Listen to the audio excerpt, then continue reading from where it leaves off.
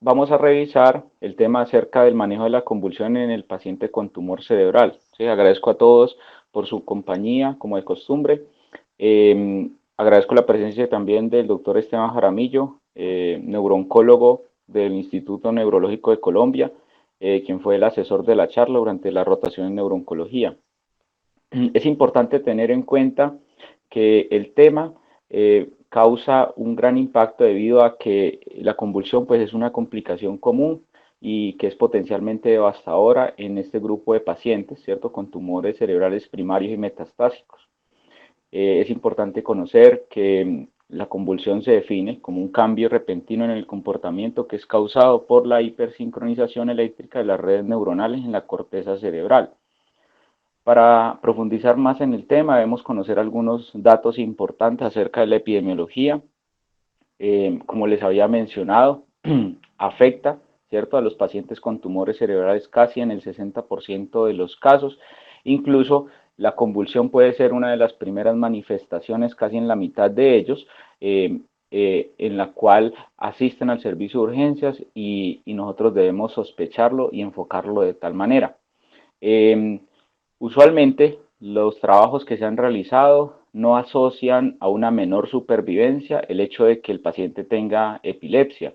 Sin embargo, por ejemplo, en el espectro de esta enfermedad, con un estatus epiléptico, sí se ha observado que la supervivencia es menor en estos pacientes, en aquellos que lo presentan, y es claro que la calidad de vida específicamente se afecta cuando el paciente requiere múltiples medicamentos anticonvulsivos con el objetivo de controlar como tal sus crisis, ¿cierto? Esto principalmente es debido al hecho de que el paciente presenta efectos secundarios asociados a los medicamentos. Es por esto que debemos conocer, ¿cierto?, algunos aspectos más importantes con el fin de llegar a ese equilibrio entre la mejoría de los síntomas y también evitar efectos adversos como lo vamos a ver más adelante.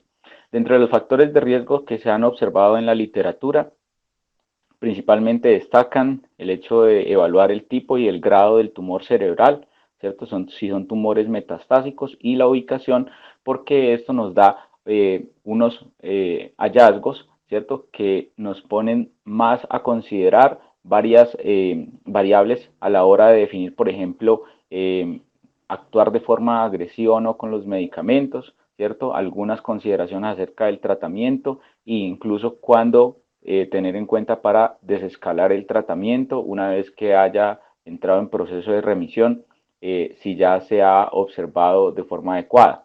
Entonces, teniendo en cuenta el tipo y el grado del tumor cerebral, es importante saber que aquellos tumores de bajo grado, ¿cierto?, ocupan la mayor cantidad de pacientes que tienen convulsiones, en contraste a los de alto grado, que es menos de la mitad. Y se ha observado también que cambios a nivel genético como la mutación de IDH que está presente, ¿cierto? Usualmente en pacientes que tienen tumores de bajo grado también, eh, tienen mayor frecuencia, casi el 74%, de presentar eventos ictales o convulsivos.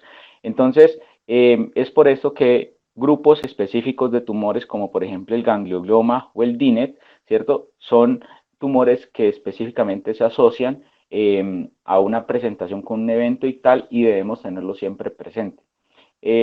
Los tumores metastásicos es una población que también puede presentarlo casi en el 24% de los casos y dependiendo del primario puede ser más la frecuencia de eventos convulsivos o no por sus características específicas, como por ejemplo el melanoma es una de las lesiones que más va a generar eventos convulsivos, usualmente es asociado a la hemorragia que se produce en los lechos, en los lechos de la unión córtico-subcortical. Entonces es una población que algunos trabajos incluso, como lo vamos a ver más adelante, han observado un riesgo aumentado de tener en cuenta de pronto la administración de un medicamento, ¿cierto? Seguidos por el pulmón y la mama.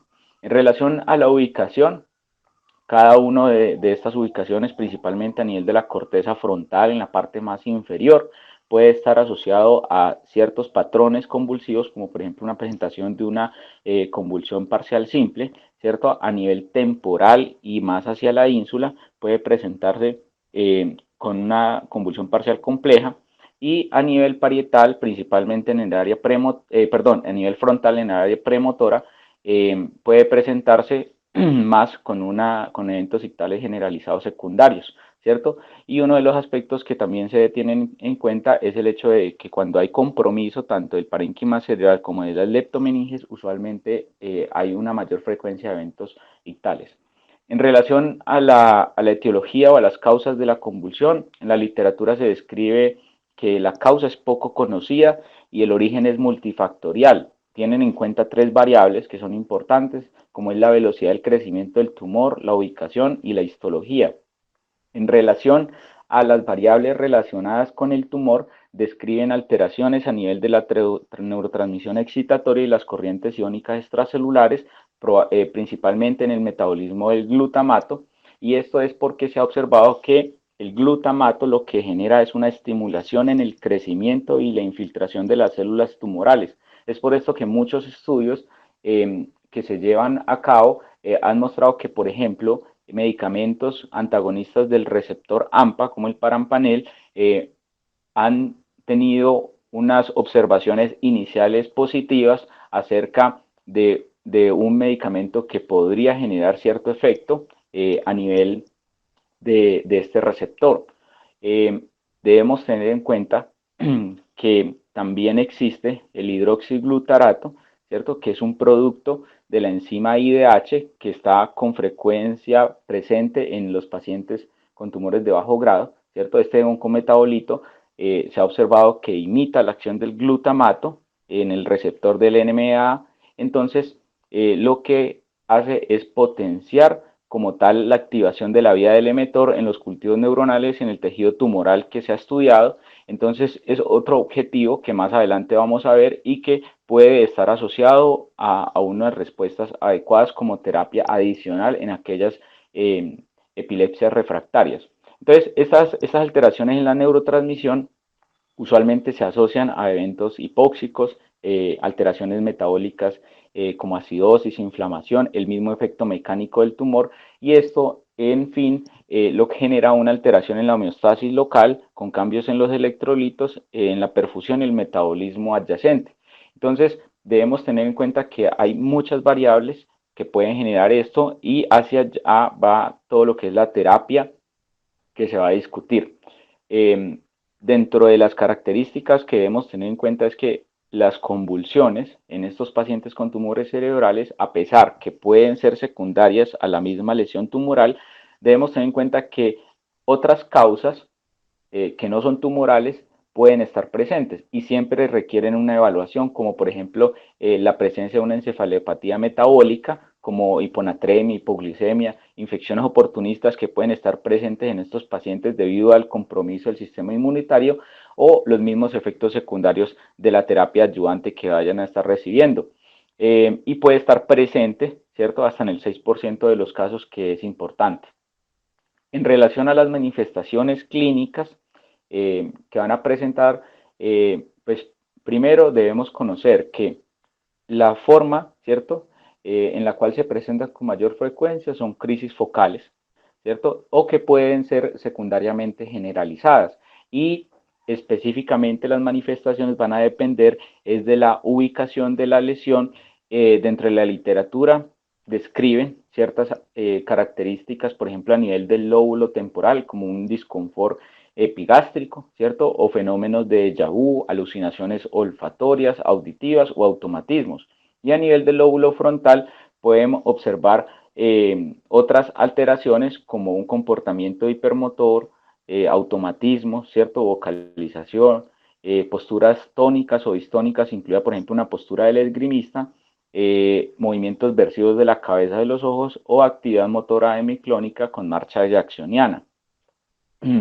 Estos pacientes debemos tener en cuenta que pueden presentarse, ¿cierto?, con un estatus epiléptico que debe manejarse como tal, y que muchas de las intervenciones pueden ir orientadas hacia el control o hacia una mejoría de los síntomas, con el objetivo de evitar complicaciones asociadas a estas.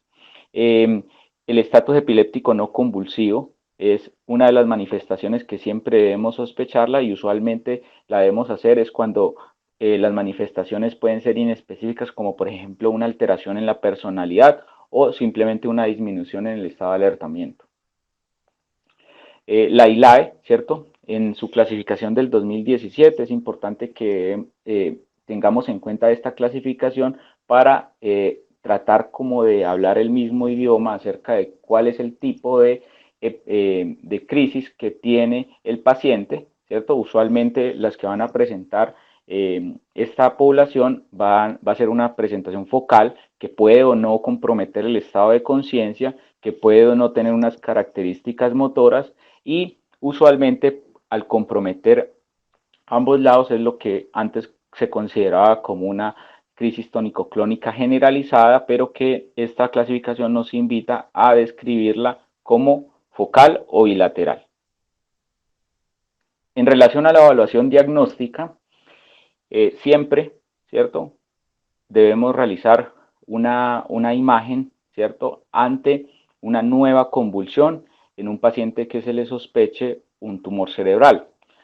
Dependiendo del contexto en el que nos encontremos, podemos hacer un abordaje inicial desde un TAC simple que podemos avanzarlo hacia un TAC contrastado, como yo les menciono, es dependiendo de las características y el contexto en el cual nos encontremos, pero debemos conocer que la mejor imagen o la mejor técnica para poder describir las características de la lesión es la resonancia magnética contrastada.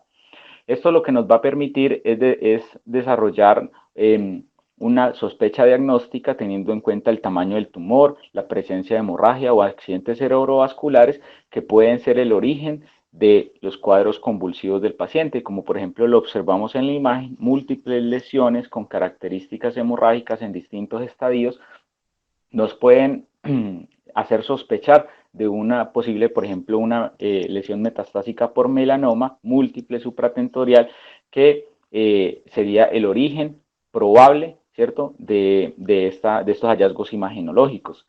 Dentro de las otras ayudas diagnósticas, la electroencefalografía es importante principalmente porque nos permite hacer sospecha, ¿cierto?, de un estatus epiléptico no convulsivo y esta la vamos a realizar es en aquellos pacientes que se les sospeche, en los cuales pueden presentarse con alteración fluctuante o inexplicable estado del alertamiento o del estado mental. Si el paciente presenta una crisis convulsiva obvia, la literatura nos invita a evitar el uso de esta ayuda diagnóstica porque clínicamente lo hemos observado, ¿cierto? O los hallazgos que de pronto la familia también nos cuente o muchas veces, por ejemplo, un video o algo muy significativo nos pueden evitar de pronto el uso de ayudas innecesarias.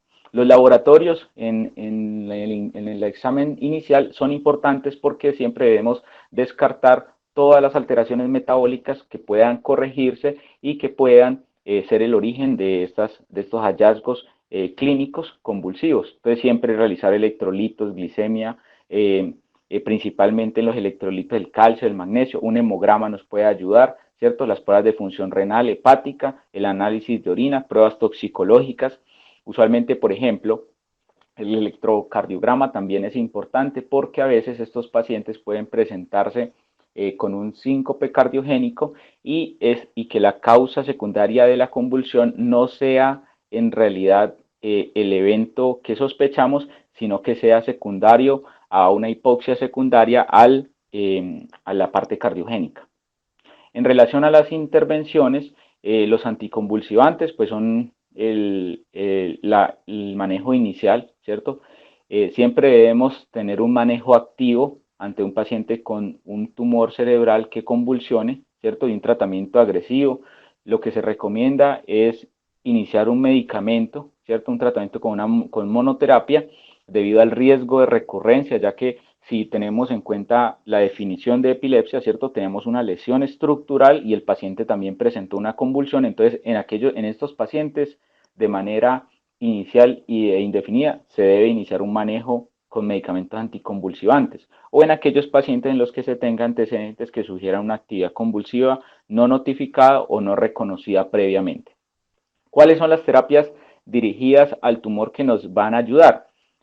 Usualmente se han descrito tres, ¿cierto? Que es principalmente operar el paciente, ¿cierto? Entonces la cirugía, terapias adicionales como radioterapia y la terapia sistémica también han mostrado efectos positivos en el control de las convulsiones.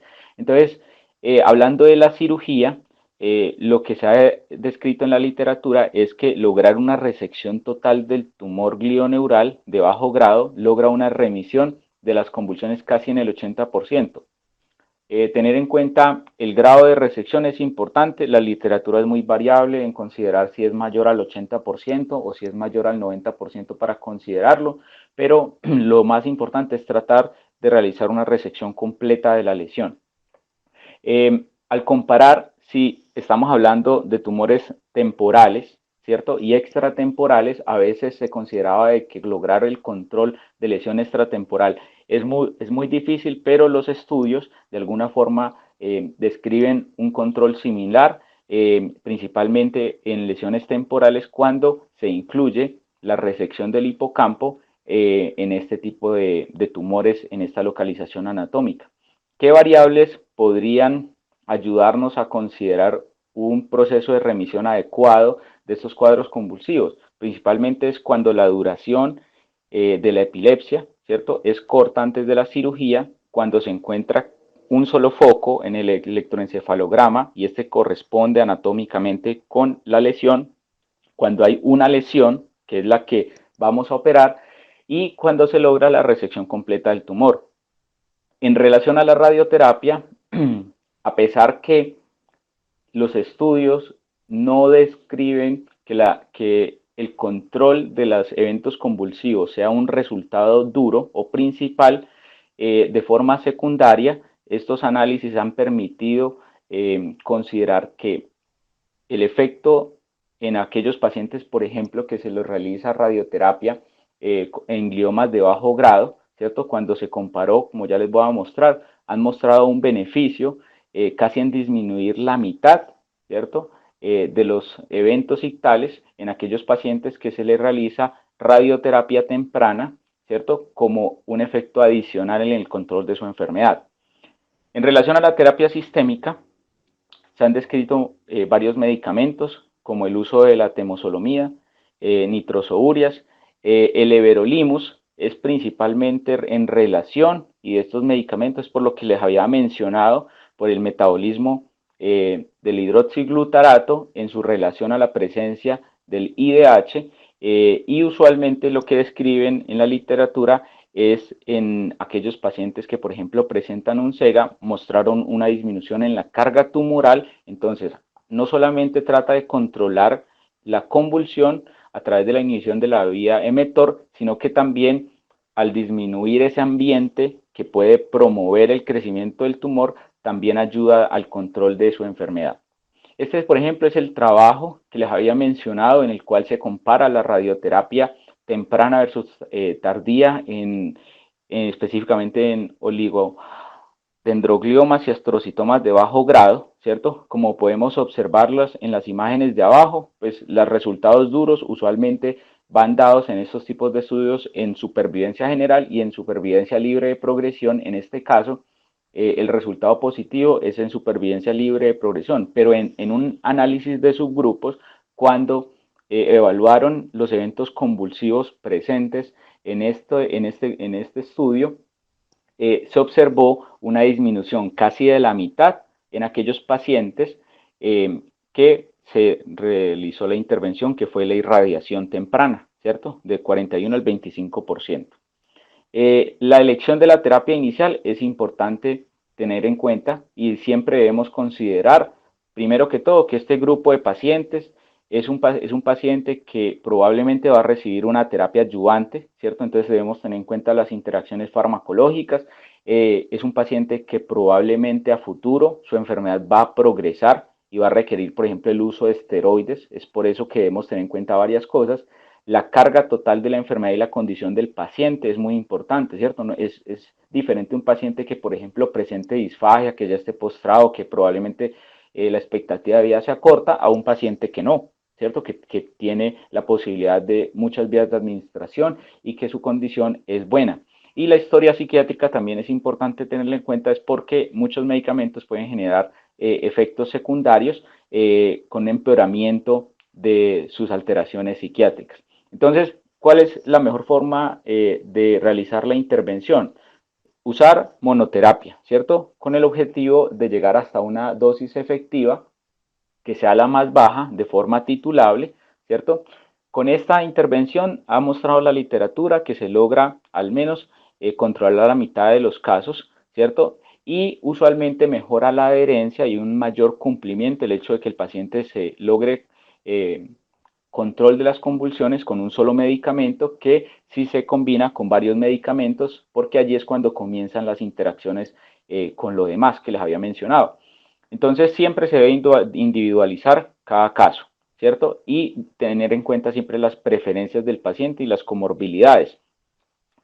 ¿Cuáles son los medicamentos preferidos? ¿Cuáles son los que de primera línea que deberíamos tener en cuenta? Aquellos que tengan propiedades mínimas en la inducción o en la inhibición de las enzimas hepáticas, y es aquí cuando comienzan a aparecer las diferentes fórmulas, como por ejemplo el levetiracetam, el brivaracetam, el topiramato, la lamotrigina, la lacosamida, la pregabalina y la sonizamida. Dentro de ellos, cada uno pues va a tener unas características específicas. Usualmente, por ejemplo, lo que es el levetiracetam es una muy buena opción, igual que la lamotrigina y la lacosamida, principalmente en epilepsia focal, que es la que más nos vamos a ver enfrentadas a ellos, ¿cierto? Y es importante tener en cuenta algunas consideraciones, como por ejemplo, la titulación de los medicamentos, como lo observamos, ¿cierto?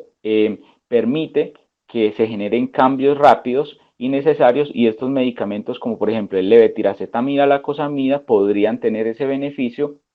La presentación también es importante. El levetiracetam, por ejemplo, tiene múltiples presentaciones, tanto intravenosas, orales, en tabletas, jarabe, ¿cierto? Y esto podríamos tener en cuenta, por ejemplo, en pacientes que presenten disfagia, la expectativa de vida corta o que tenga una cirugía próxima que no permita la vía oral. Y se debe tener en cuenta que aquellos fármacos de primera línea que de pronto utilizamos con mayor frecuencia requieren una vigilancia más estrecha, que tienen unos efectos adversos que son ampliamente conocidos. Por ejemplo, para lograr esa titulación, estos fármacos de primera generación, como por ejemplo la fenitoína, el valproato, la carbamazepina y el fenobarbital, muchas veces la literatura nos invita a que debemos estar muy pendientes del nivel sérico, cosa que no pasa con los medicamentos anticonvulsivos de segunda generación, y la literatura también nos recomienda que los medicamentos de segunda generación debemos medir los niveles séricos es cuando quisiéramos confirmar si el paciente en realidad sí se está tomando, por ejemplo, el medicamento, o si hay cambios específicos en el paciente, porque el metabolismo pues, puede alterarse en pacientes, por ejemplo, con enfermedad renal crónica, algunos que se acompañe, por ejemplo, con otros medicamentos que inducen el metabolismo de ellos y que disminuyen la concentración sérica, o el embarazo. Dentro de los trabajos que se han mencionado antes, el valproato es una muy buena opción, sin embargo, tiene ciertas consideraciones que debemos evitarlo, principalmente es por su relación estrecha a la toxicidad hematológica, ¿cierto? Como sabemos, por ejemplo, en pacientes que tienen gliomas, dentro de la terapia adyuvante, los medicamentos pueden generar trombocitopenia, leucopenia, y si le sumamos el efecto del valproato también puede tener mayor efecto, ¿cierto? Y debemos considerarlo siempre. ¿Qué se ha observado también? En este trabajo, ¿cierto? Realizado en el 2013, cuando se comparó el efecto del ácido valproico en el control de las convulsiones, también se observó adicionalmente que impacta de forma positiva en la sobrevida general del paciente, ¿cierto? Aumentando 2 meses la sobrevida en aquellos pacientes con un glioblastoma que se les administraba más de 3 meses el ácido valproico. De entrada, administrar este medicamento es costo efectivo.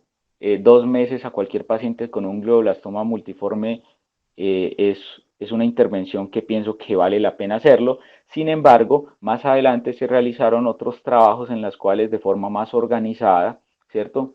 En el cual se analizaron ensayos clínicos que evaluaban esta misma intervención, mostraron que no había diferencia en el uso del ácido valproico versus no usarlo, ¿cierto?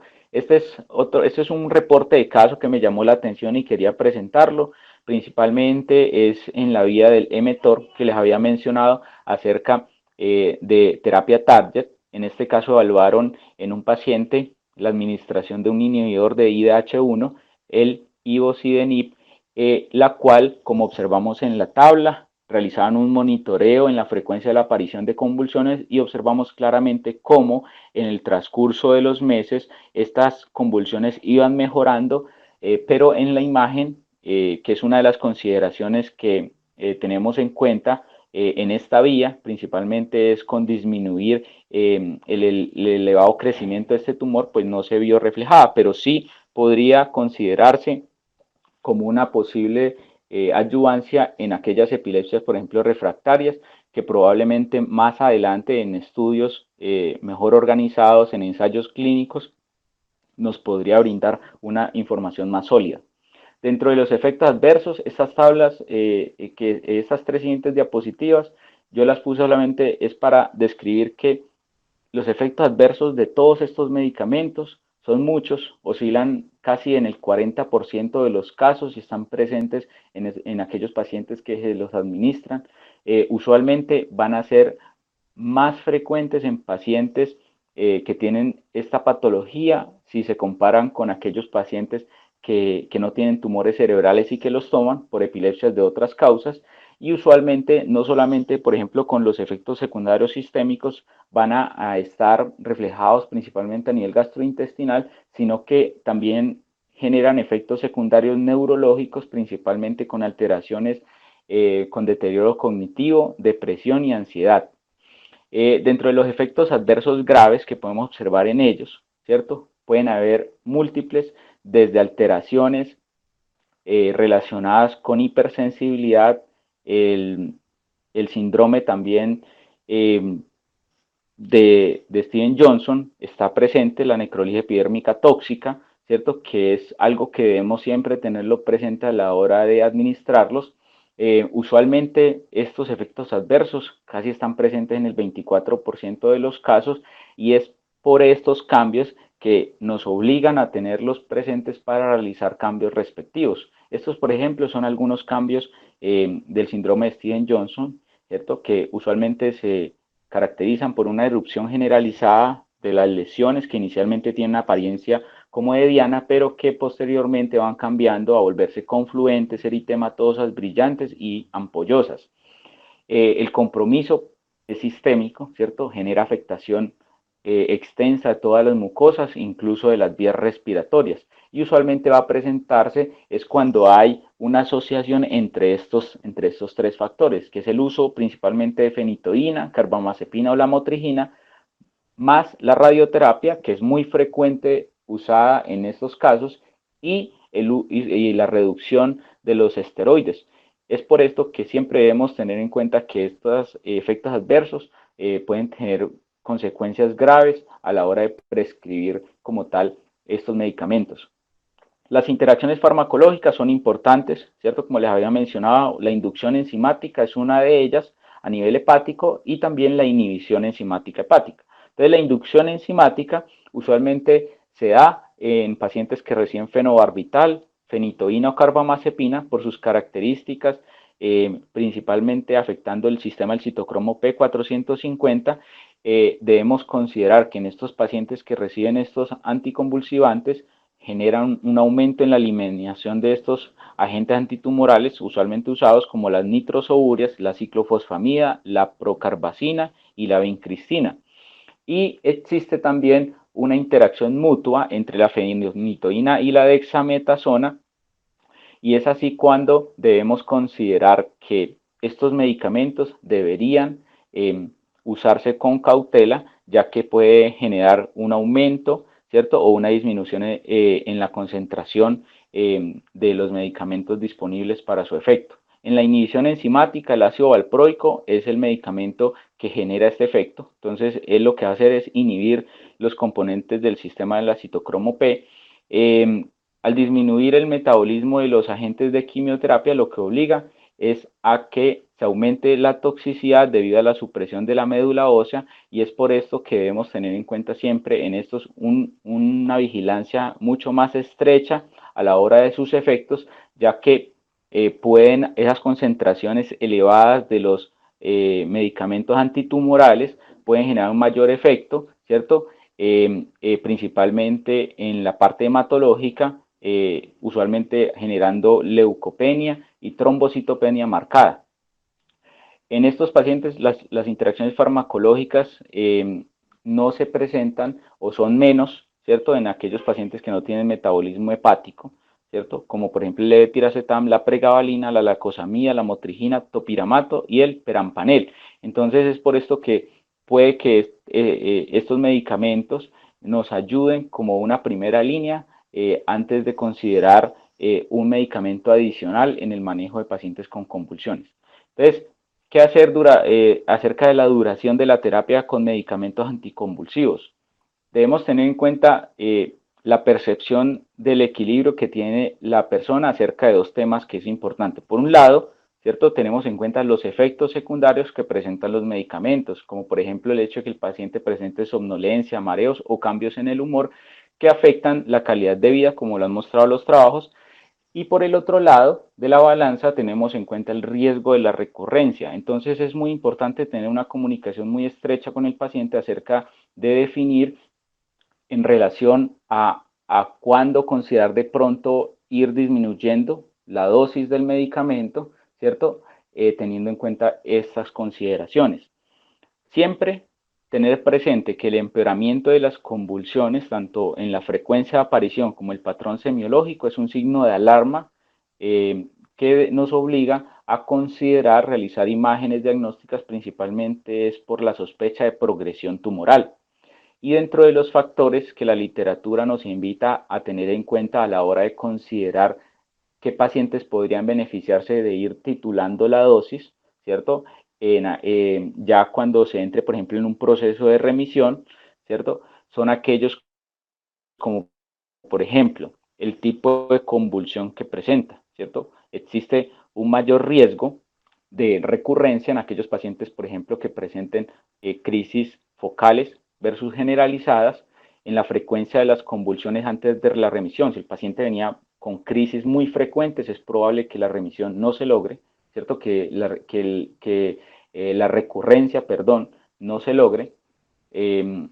La duración de la remisión en aquellos pacientes, esto es extrapolado de pacientes con epilepsia, ¿cierto? En la cuales tienen en cuenta un periodo de 2 años porque no existe como una literatura concisa y concreta acerca de esta población específica, y ellos estiman que al menos el paciente para considerar titular la dosis del anticonvulsivante debería tener un proceso de remisión con ausencia de sus crisis al menos 2 años, ¿cierto? Los hallazgos en el electroencefalograma deberían considerarse como hallazgos a tener en cuenta, por ejemplo, la presencia de ondas agudas o puntiagudas, ya que aumenta el riesgo de recurrencia de las crisis casi en el 86% de los casos. El antecedente de estatus epiléptico, si lo tiene, no podemos suspenderlo. La ubicación del tumor, aquellos pacientes que tengan tumores en la línea media o a nivel del lóbulo occipital tienen menor riesgo, en contraste con aquellos pacientes que, por ejemplo, tengan tumores a nivel temporal, frontal o la ínsula. El tipo de tumor, como lo vimos anteriormente, hay un mayor riesgo en pacientes que tengan gliomas de bajo grado, glioneurales y metástasis hemorrágicas, como en el caso, por ejemplo, del melanoma, que más adelante veremos. Y el tratamiento del tumor, ¿cierto? Usualmente tiene un impacto positivo cuando se logra realizar esa resección total. En relación a la profilaxis, la EANO, ¿cierto? Y también la Asociación Estadounidense de Neurología nos invita a través de una actualización reciente a tener en cuenta que los riesgos de eventos adversos con la intervención son claros, como lo hemos discutido durante la charla, y que aquellos pacientes, ¿cierto?, que tienen un tumor cerebral, pero que no han convulsionado, toda la literatura y más en esta revisión apoyan a que no debemos administrar medicamentos. Eso es una de las grandes conclusiones que debemos tener en cuenta.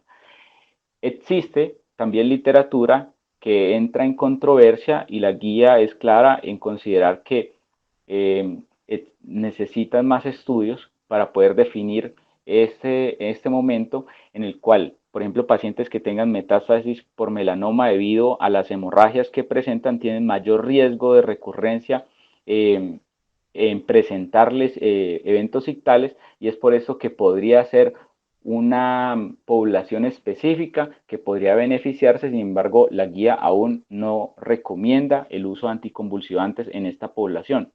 La profilaxis posoperatoria, igual, la guía no recomienda el uso de profilaxis posoperatoria, pero pienso que más adelante los profesores nos darán su experiencia acerca del tema, en la cual prevenir una convulsión temprana posoperatoria sería importante realizarlo debido a las consecuencias como un hematoma, déficit neurológico posoperatorio y demás, que es como la vida diaria que tenemos en cuenta. El uso del levetiracetam y la fenitoína se evaluó en un trabajo en la cual fue más efecto positivo cuando se utilizaba en el posoperatorio inmediato levetiracetam con hallazgos del 1% de eventos ictales versus la fenitoína, pero también al evaluarlo de forma crítica se dieron cuenta que la dosis que se utilizó de fenitoína en este trabajo fue una dosis subterapéutica y podría explicar el hecho de que este medicamento que con frecuencia se utiliza en el posoperatorio generara ese elevado número de casos con eventos ictales. La duración de la terapia en aquellos pacientes que se consideró realizar una profilaxis posoperatoria nos invita a que debemos realizar una reducción gradual a partir de 1 o las 2 semanas después de la cirugía, y luego se interrumpe en pacientes que permanecen libres de convulsiones. En relación a las convulsiones, para ir finalizando, lo que son las convulsiones al final de la vida, es un aspecto que debemos tener muy en cuenta porque todos nos enfrentamos a esta etapa, ¿cierto? Las convulsiones están presentes con mayor frecuencia, ¿cierto? En el último mes, casi en la mitad de los pacientes que tienen estas lesiones tumorales. Usualmente es más frecuente en aquellos pacientes que presentan epilepsia de inicio tardío, es más frecuente en aquellos pacientes que presentan una crisis focal, que bilateral o un estatus, y si tenemos en cuenta el origen, si es primario o secundario, va a ser más frecuente en tumores de origen primario que en secundarios. Entonces el manejo va orientado hacia lo siguiente. Primero, es importante tener en cuenta una estrecha relación y un acercamiento con la familia, explicarles que esto hace parte del manejo paliativo de estos pacientes, ¿cierto? O del cuidador en el caso específico de aquellos que tengan solamente cuidador. Continuar el manejo siempre se recomienda, siempre y cuando tolere la vía oral, ¿sí? Y hay medicamentos que están en múltiples presentaciones orales como jarabe, ¿cierto? Tabletas y demás que nos podrían ayudar en esto, como por ejemplo el ácido valproico, el levetiracetam, ¿cierto?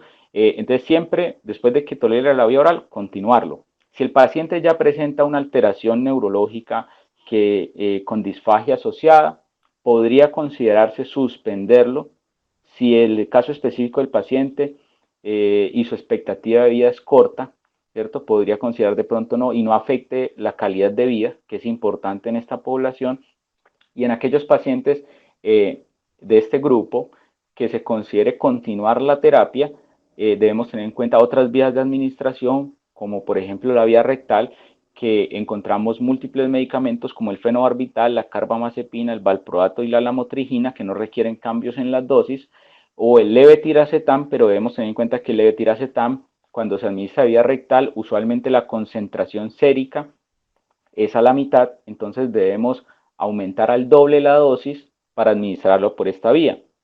O tener en cuenta otras vías de administración como transdérmica, transmucosa, subcutánea o intravenosa, ¿cierto? Y en aquellos pacientes que presenten convulsiones prolongadas y recurrentes, siempre tener en cuenta que en esta etapa probablemente las benzodiazepinas podrían ser el medicamento abortivo ante crisis frecuentes y se podrían considerar más que todo para el control sintomático y podría considerarse también con dosis programadas como el diazepam, el lorazepam o cualquiera de ellas, por diferentes vías, que estas tienen mayores disponibilidad en la administración. Eso era todo lo que les tenía, les agradezco mucho por la atención y estoy atento a sus comentarios. Jorge, muchísimas gracias, súper interesante. Cuando dijiste que hacíamos nosotros con la profilaxis, yo personalmente uso profilaxis siempre que tengo un diagnóstico de un tumor cerebral, inmediatamente empiezo tratamiento anticonvulsivante. Pero entendí pues claramente el mensaje que diste que no era lo recomendado en las guías, pero si el paciente tiene una posibilidad de una hipertensión endocraniana, con mayor razón la uso, y en el posoperatorio siempre lo uso para evitar lo que dijiste, las hemorragias por la convulsión o el desarrollo de una hipertensión endocraniana. Yo le agradezco mucho a Esteban que esté presente y quisiera saber, como neurólogo y oncólogo, qué medicamento utiliza de entrada y si está de acuerdo con el medicamento profiláctico. Hola, buenos días. Profesor, muchas gracias. Jorge, gracias por la charla. Los antiepilépticos que yo utilizo, cuando hay un diagnóstico de una masa, inicialmente, sin duda, levetiracetam y ácido valproico. Evito usar la fenitoína y la carbamazepina, los inductores hepáticos. Referente a la profilaxis, yo como regla incluso también los pacientes con melanoma metastásicos, donde si el paciente no ha convulsionado, no le inicio la profilaxis. Lo que dice Jorge de la definición de epilepsia es por clínica, entonces indagar siempre sobre la semiología de los eventos y recordar pues que los pacientes con tumores, paciente que tenga una masa cerebral, que haya presentado una crisis, si se le inicia el anticonvulsivante. La otra parte, muy interesante, la profilaxis en el periodo perioperatorio. Estas guías realmente desestiman muchas conductas habituales, lo que nos acaba de decir el doctor Ignacio. En ese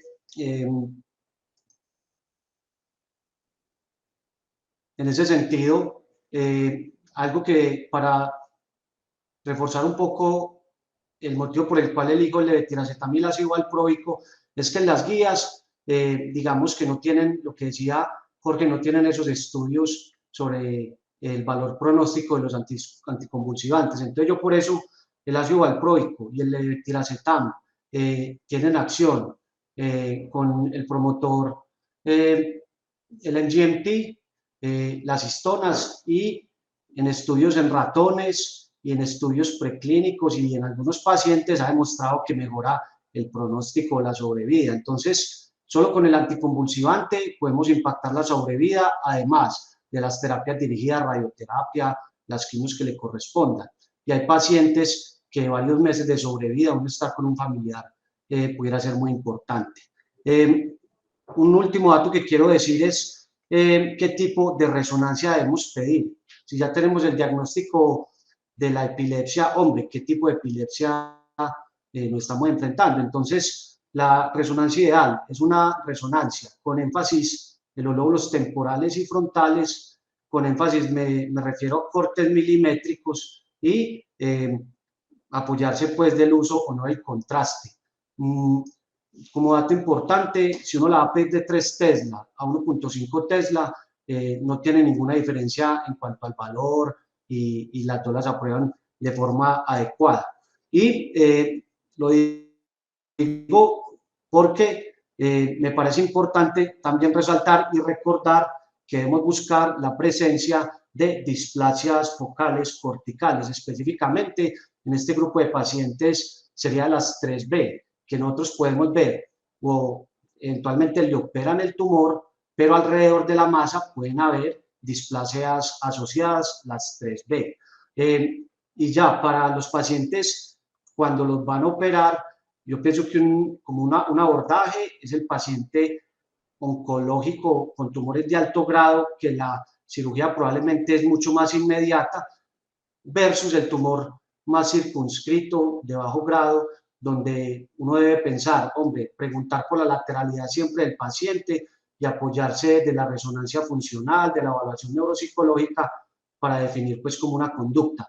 Lo otro es que valdrá la pena en pacientes con tumores esperar que cumplan farmacoresistencia para operarlos. Desde mi perspectiva, una cirugía temprana nos permite tener tejido para poder estudiar los diferentes marcadores y también le puede mejorar pues, las convulsiones. Eso es lo que iba a decir y me pareció pues muy buena la charla, Jorge. Muchas gracias, Esteban. Pues yo no tengo más comentarios, Jorge, muy bien. Si alguien quiere hacer algún otro comentario, adelante. Esteban, ¿por qué los neurólogos siempre prefieren el levetiracetam sobre la fenitoína en todos los escenarios?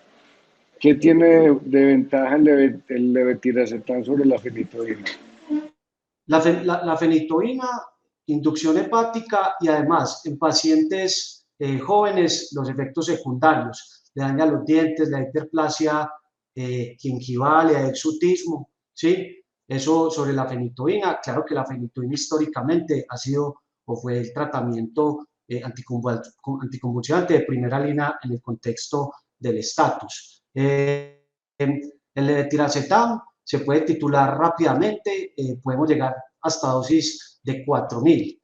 El problema realmente del levetiracetam es que puede generar ideación suicida. De todo lo que nos mostró Jorge, sería el problema del levetiracetam que habría que vigilarlo. Y la fenitoína también tiene una dosis como un margen estrecho, en el sentido que la dosis máxima es 300 miligramos al día. Y si uno se sube de ahí, el paciente comienza con un síndrome cerebelar, con un nistagmus, con inestabilidad. Entonces, ese también sería como otro de las causas o de las razones por qué no nos gusta tanto la fenitoína. Y finalmente, Esteban, ¿cómo se comporta el levetiracetam en pacientes anticoagulados? ¿Es seguro o pasa lo mismo que con la fenitoína? No, es seguro, es seguro. Y lo otro que el levetiracetam le faltó a Jorge, también se hacen niveles, también se le pueden hacer niveles de levetiracetam, pero realmente no hay como ninguna contraindicación con la anticoagulación. Ok, muy interesante, muchas gracias.